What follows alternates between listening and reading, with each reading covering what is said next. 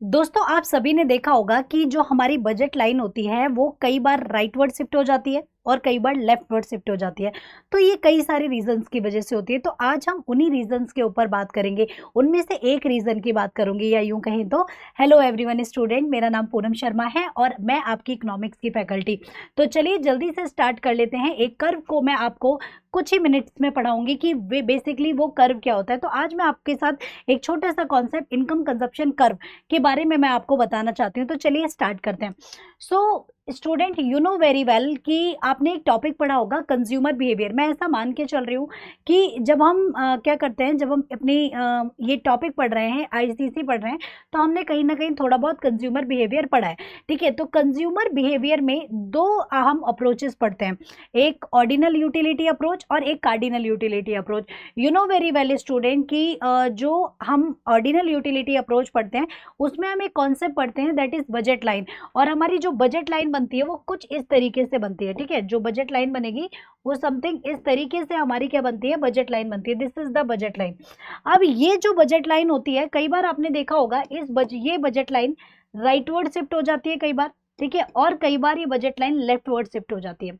तो यानी कि बजट लाइन में शिफ्टिंग्स आती हैं। अब ये शिफ्टिंग्स का रीजन क्या होता है, किन रीजन की वजह से ये शिफ्टिंग आ रही है? तो बजट लाइन में शिफ्टिंग हमेशा दो रीजंस की वजह से आती है। एक होती है इनकम की वजह से और दूसरा होता है प्राइस की वजह से।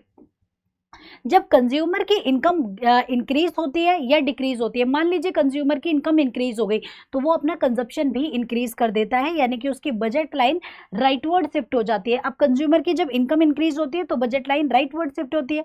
कंज्यूमर की जब इनकम डिक्रीज होती है तो हमारा क्या होती है, बजट लाइन लेफ्टवर्ड शिफ्ट होती है। तो ये सब तो हम जानते ही हैं, क्यों? क्योंकि हमने बजट में पढ़ा है।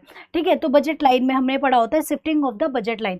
बट स्टूडेंट ये जो रीजन है, मतलब ये जो मतलब बजट लाइन में जो चेंज आया, लेफ्टवर्ड शिफ्ट हुई या राइटवर्ड शिफ्ट हुई, या जब हमारे इक्विलिब्रियम के लेवल्स बदल जाते हैं, तो ये किसकी वजह से बदले?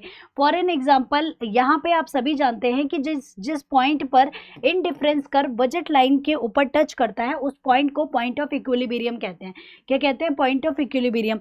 तो कई बार क्या होता है, जो बजट होता है उसमें इनकम की वजह से जब चेंज आते हैं तो हमारा ये इक्विलिब्रियम क्या होता है, आगे या पीछे होता है। तो इसको बजट में, ठीक है, बजट लाइन में इनकम इफेक्ट को रिप्रेजेंट करता है इनकम कंजप्शन कर्व। ठीक है, कि बजट लाइन में जो चेंजेस आए हैं वो इनकम की वजह से अगर आए हैं तो वो हम किस कर्व में पढ़ते हैं, इनकम कंजप्शन कर्व में पढ़ते हैं।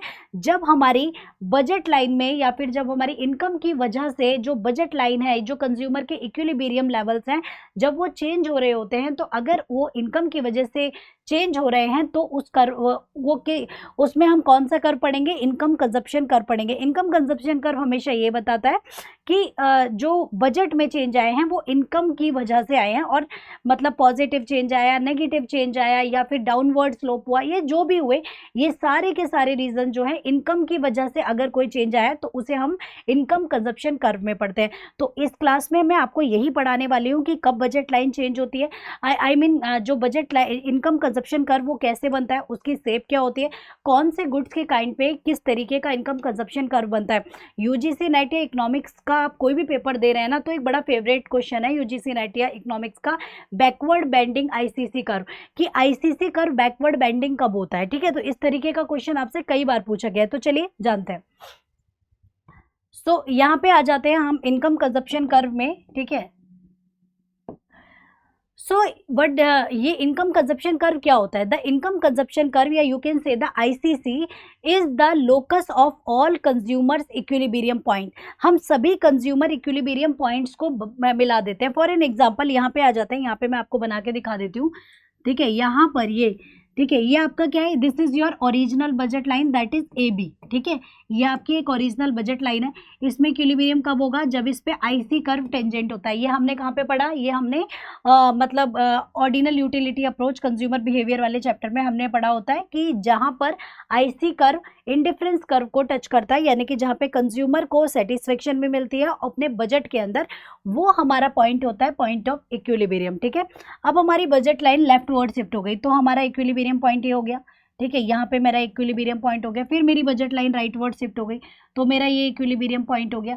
ठीक है, तो इनको मिला दी जाए, इन सभी इक्विलिब्रियम पॉइंट को अगर मैं मिला दूंगी तो इससे एक कर्व बनेगा, जिस कर्व को हम क्या कहते हैं, इनकम कंजप्शन कर्व कहते हैं। तो यहाँ यही लिखा हुआ है, the income consumption curve is the locus of all consumer equilibrium points resulting due to changing in the consumer income only, the price remaining unchange. यहाँ पे मैंने आपको बताया था कि बजट लाइन में सिर्फ दो रीजन से आती है, एक प्राइस की वजह से और एक इनकम की वजह से। अगर बजट लाइन में चेंज इनकम की वजह से आ रहा है तो उस इफेक्ट को हम इनकम कंजप्शन कर्व पे देखते हैं। कहाँ पे देखते हैं?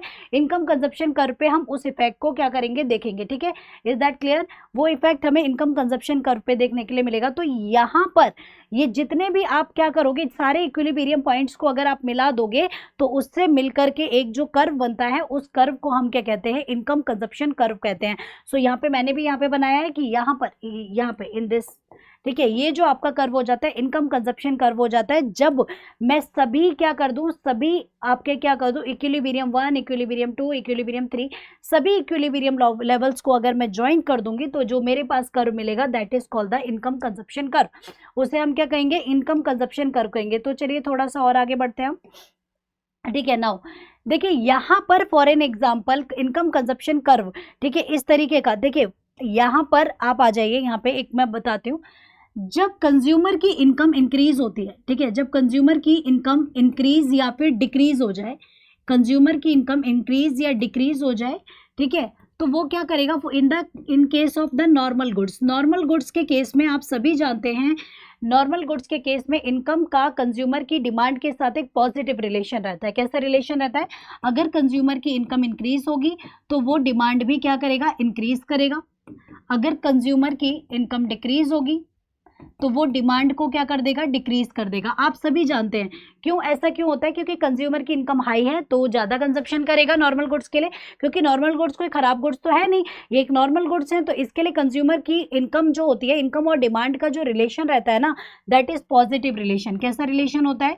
पॉजिटिव रिलेशन होता है। हमने डिमांड के अंदर चैप्टर के अंदर ही ऑलरेडी पढ़ा है।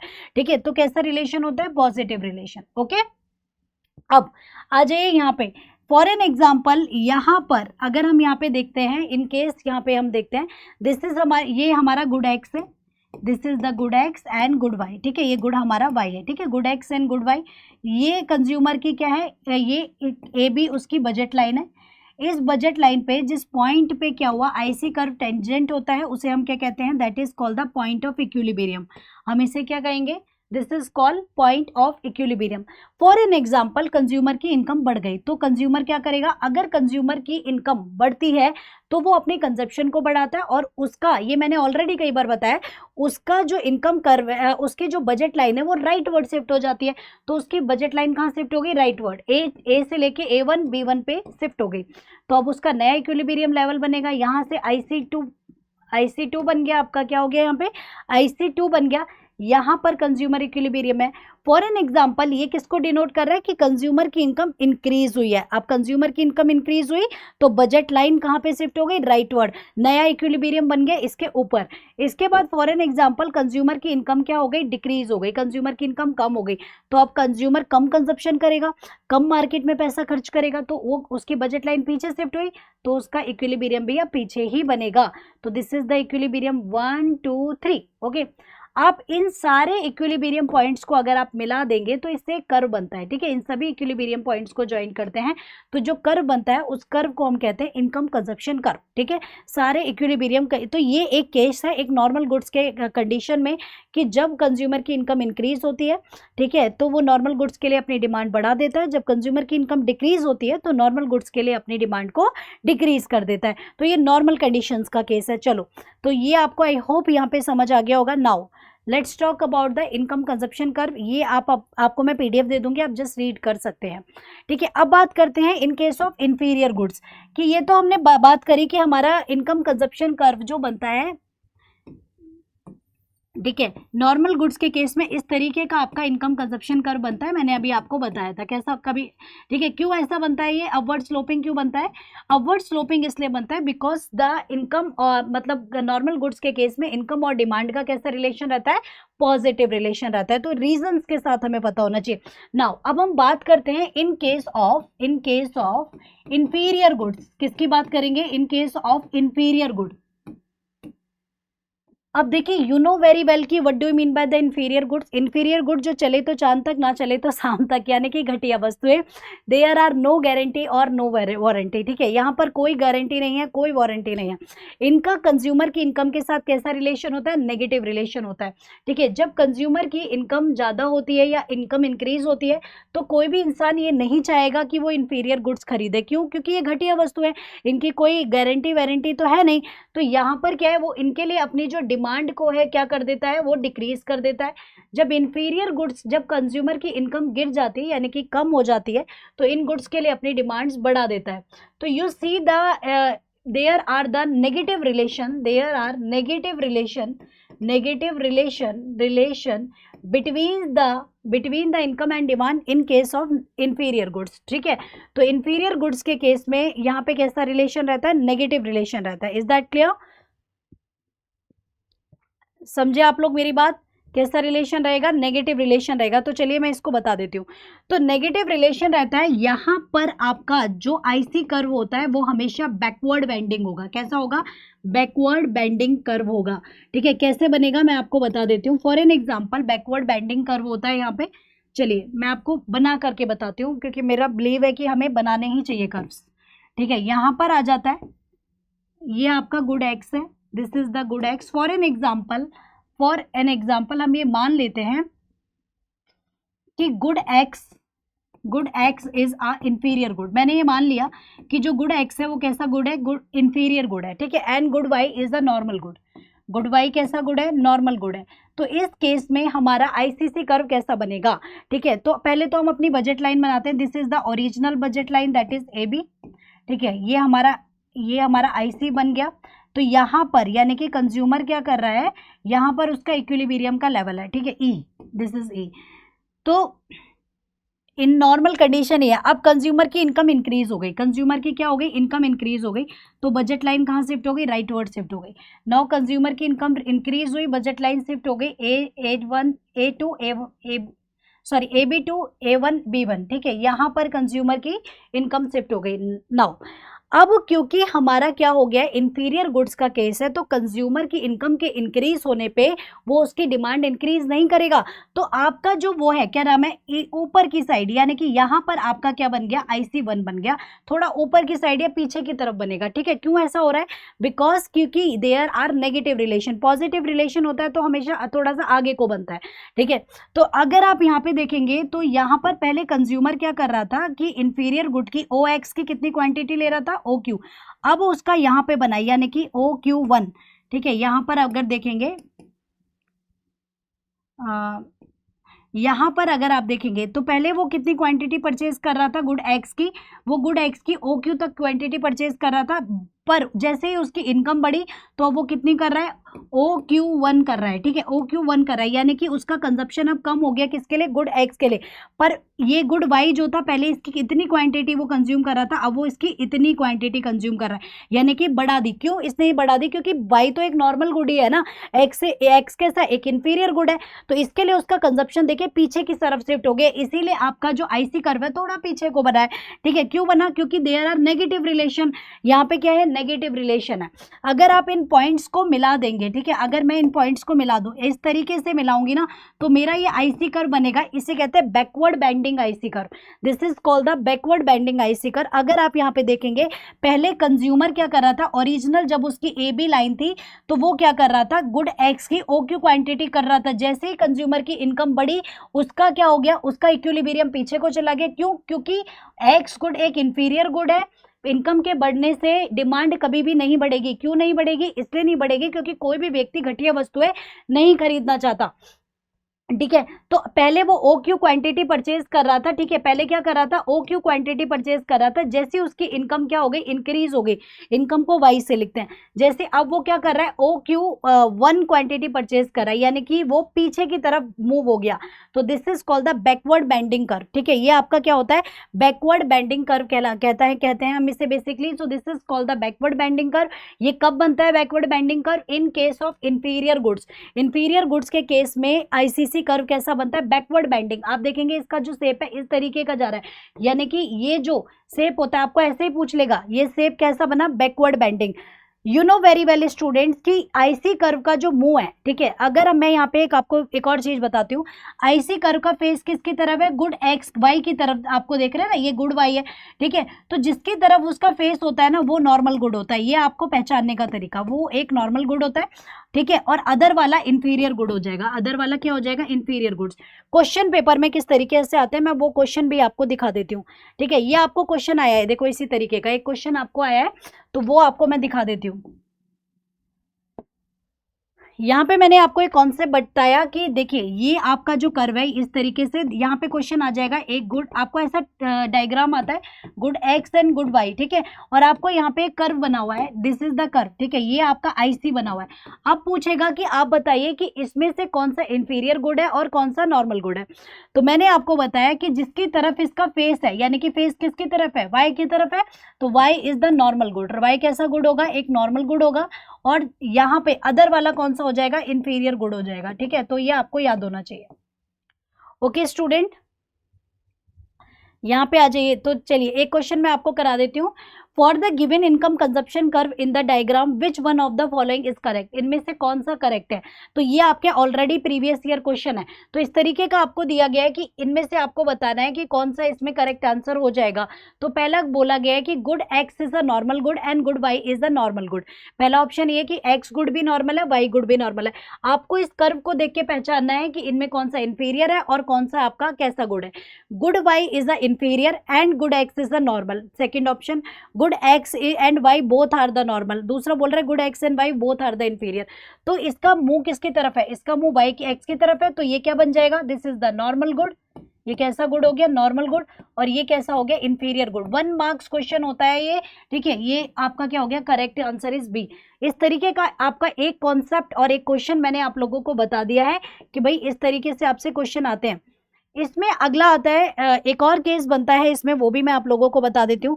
आपको या तो इंफीरियर का या नॉर्मल गुड का केस पूछता है, या दूसरा आपको लग्जरी गुड्स का केस पूछेगा, या आपको पूछेगा नेसेसरी गुड्स का केस, ठीक है। तो वो भी मैं आप लोगों को यहाँ पे बता देती हूँ। तो देखिए लग्जरी गुड्स वो होते हैं जो अपनी जितनी हाई इनकम होती है, जितना ज़्यादा हाई प्राइस होता है, कंज्यूमर उतना ज़्यादा उसे खरीदता है, ठीक है, उतना ज़्यादा उसे खरीदेगा जितना इनकम हाई होगी। क्यों, क्योंकि ये रॉयल्टी के नाम पे यानी कि अपने नेम फेम के नाम पे चलते हैं। तो जितनी इनकम हाई होगी कंज्यूमर उतना ज़्यादा इनको परचेज करेगा, ये हमेशा याद रखना।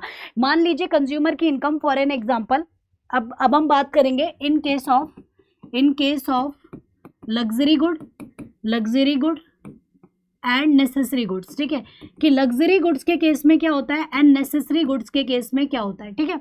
नाउ पहले समझते हैं लग्जरी गुड्स कौन से होते हैं, नेसेसरी गुड्स कैसे होते हैं। लग्जरी गुड्स वो होते हैं ना, अगर मान लीजिए कंज्यूमर की इनकम 100% बढ़ी ना, तो वो अपना कंजप्शन 120% से बढ़ा देता है। यानी कि कंजप्शन यहाँ पे BMW लग्जरी गुड्स है, महंगी वस्तु है, BMW सोना चांदी, जितनी कंज्यूमर की इनकम नहीं बढ़ती ना, कंजप्शन उससे ज़्यादा से बढ़ाने की कोशिश करता है, चाहे फिर वो बाद की पीछे की सेविंग से काम करे। नेसेसरी गुड के केस में नहीं होता। अगर कंज्यूमर की इनकम बढ़ जाती है तो उसका कंजप्शन, मान लीजिए कंज्यूमर की इनकम बढ़ी 100%, तो हो सकता है कि वो अपना कंजप्शन ना उतना ना बढ़ाए, यानी कि 110% नहीं, 90% 80% अपना कंजप्शन बढ़ाए, यानी कि वो अपना कंजप्शन उस अकॉर्डिंग नहीं बढ़ाएगा जितना कि लग्जरी गुड्स के केस में। नेसेसरी गुड्स के केस में हो सकता है बहुत ही लिटिल बिट कंजप्शन बढ़ाए। Necessary goods like a salt, diabetes की दवाई या मेडिसिन। अब यार इनकम बढ़ गई या घट गई, उससे डायबिटीज की दवाई घट या बढ़ थोड़ी जाएगी, ज्यादा दवाई थोड़ी खाने लग जाओगे। तो आप हल्का पुल्का कुछ गुड्स का कंजप्शन बढ़ाते हो, बहुत गुड का कंजप्शन नहीं बढ़ाते व्हेन योर इनकम इंक्रीज, ठीक है, आपकी इनकम इंक्रीज होती है तो। पर लग्जरी गुड्स के केस में ऐसा नहीं होता, ठीक है। तो यहाँ पे यही मैं आपको बताना चाह रही थी। तो this is the case of the luxury goods, ठीक है। तो यही सब चीजें लिखिए, मैं आपको प्रोवाइड करा दूंगी in the PDF। So student यहाँ पे याद रखिएगा, इसीलिए एक कर्व है यहाँ पे, दिस इज द कर्व। हाँ चलिए, यहाँ पे एक जो कर्व आता है तो आपको हमेशा याद रखना होता है कि इसीलिए देखिए, अगर मैंने ये कर्व बनाया, ये इस तरीके का कर्व है, ठीक है, यहाँ पे याद रखिएगा, आप सब जानते हैं कि लग्जरी गुड के केसेस में, लग्जरी गुड के केसेस में कंज्यूमर की इनकम ज़्यादा, इनकम के बढ़ने से उसकी डिमांड ज़्यादा बढ़ती है, ठीक है। नेसेसरी केसेस में, नेसेसरी गुड्स के केसेस में कंज्यूमर की इनकम के बढ़ने से उसकी डिमांड ज़्यादा नहीं बढ़ती है, ठीक है।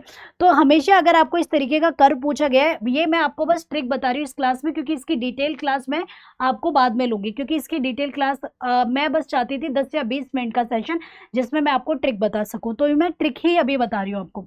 देखिए यहाँ पे पूछा गया है कि इनमें से गुड एक्स जो है या गुड वाई जो है, गुड एक्स गुड वाई, इनमें से आपको बताना है कि ये आपका आईसीसी कर्व है, और आप बताइए कि इनमें से लग्जरी कौन सा है और नेसेसरी कौन सा है। तो हमेशा याद रखिएगा, जिसकी डिमांड ज़्यादा बढ़ेगी, ठीक है, वो हमेशा लग्जरी गुड होगा, और जिसकी डिमांड कम बढ़ेगी वो हमेशा नेसेसरी गुड होगा। तो यहाँ पे आप सब समझ रहे हैं, ठीक है, आप लोग यहाँ पे देख पा रहे हैं कि सबसे ज़्यादा आईसीसी का, ठीक है, आईसीसी में अगर देख रहे हैं तो डिमांड किधर को ज़्यादा बढ़ रही है, एक्स की तरफ ज़्यादा बढ़ रही है, और आईसीसी कर्व का मुंह किसकी तरफ है, एक्स की तरफ है, तो ये एक लग्जरी गुड होगा। जिसकी तरफ आईसीसी कर्व का मुंह होगा वो एक लग्जरी गुड होगा, किसकी तरफ मुंह नहीं है, मुंह नहीं है वाई की तरफ, तो वाई एक नेसेसरी गुड होगा, ठीक है। ये मैं आपको सिर्फ ट्रिक बता रही हूँ स्टूडेंट्स, ठीक है। इस तरीके के ही क्वेश्चन आते हैं, मैं डायरेक्ट क्वेश्चन लेके आई हूँ आपसे कि डायरेक्ट कैसे क्वेश्चन पूछे जाते हैं, तो ये आपका क्या हो जाएगा, necessary good.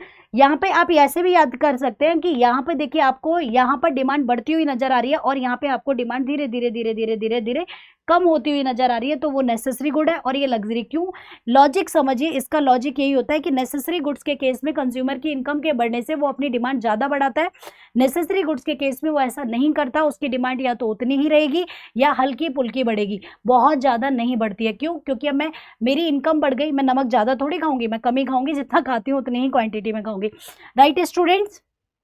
So this is called the, अब देखिए यहाँ पर इस तरीके का क्वेश्चन आ जाता है, आपको डिटेक्ट करना होता है। देखिए मैं बता रही हूँ, एक क्वेश्चन आ गया, ये आपका क्वेश्चन है दिस, ठीक है। यहाँ अब आपको देखिए, यहाँ पे मैं बना देती हूँ, बना भी हुआ है, इधर देख लीजिए। कई बार क्वेश्चन आ जाता है कि आपको इस तरीके का एक कर्व दिया और पूछेगा कौन सा इंफीरियर गुड है, कौन सा नॉर्मल गुड है। दो ही केस देखने, एक नॉर्मल, इंफीरियर। नॉर्मल गुड वो है जिसकी तरफ मुंह है, ठीक है, वो नॉर्मल गुड होता है, और जिसकी तरफ मुंह नहीं है वो इंफीरियर। लग्जरी और नेसेसरी में जिसकी तरफ मुंह है वो लग्जरी है, और जिसकी तरफ नहीं है वो नेसेसरी है, ठीक है, बस इतना याद रखो। इसमें आपको बताना है गुड कि कौन सा नॉर्मल है, कौन सा, देखिए इस वाली ब्लू कर्व पे आप देखेंगे आईसीसी कर्व का मुंह किधर की साइड है, वाई की तरफ है, तो Y is the normal and X is the inferior. Red वाले कर्व को देखिए, इसमें एक्स की तरफ मुंह है, तो एक्स क्या हो गया, रेड कर्व में X is the normal good and Y is the inferior good, ठीक है। तो इस तरीके से आप देख सकते हैं, कर्व ऐसे आपसे आते हैं, ठीक है, इस तरीके से, राइट स्टूडेंट। अगर यहां पर हम देखेंगे, एक कर्व आपको ये भी पूछ लेता है, ये आपका कर्व हो गया, बोलेगा कि नेसेसरी गुड बताइए, और वो बताइए, एक ऐसे बना देगा, एक ऐसे बना देगा, और एक ऐसे बना देगा। ये आपको 3 आईसीसी दे दिया, आईसीसी 1, आईसीसी 2, आईसीसी 3। अब बताना है आपको कि इनमें से कौन सा लग्जरी है और कौन सा नेसेसिटी है। तो यहाँ पे ये गुड वाई है, गुड एक्स है। आईसीसी 1 का मुंह किसकी तरफ है, वाई की तरफ है ना, तो आईसीसी वाई में वाई एक लग्जरी गुड है और एक्स एक नेसेसरी गुड है, ठीक है, याद रखेंगे। आईसीसी 2 में, आईसीसी 2 में क्या है, आईसीसी 2 में इसका मुंह किधर की साइड है, एक्स की तरफ है, तो इसमें एक्स एक लग्जरी गुड है और वाई एक नेसेसरी गुड है, याद रखिएगा। इसका मुंह किसी की भी तरफ नहीं है, तो ये एक नॉर्मल केस है, दोनों टाइप के गुड, दोनों गुड ही नॉर्मल गुड्स हैं। जब ये सीधी लाइन जाता है तो both goods are the normal goods. So ये एक छोटी सी समरी थी, अगर आपने ये क्लास आपकी देख ली तो एक नंबर 101% पक्का, ठीक है। तो thank you so much class, मिलेंगे नेक्स्ट क्लास में with lots of love and care. अगली क्लास में बात करूंगी आपके से, ये छोटा सा सेशन आपके लिए बहुत यूजफुल है, ये मेरी गारंटी है, मैंने आपको प्रीवियस ईयर क्वेश्चन भी इसमें कराया है। So thank you so much. अगर मेरा सेशन अच्छा लगा है सो प्लीज बहुत अच्छे कमेंट्स कर देना और लाइक कर देना। Thank you so much students.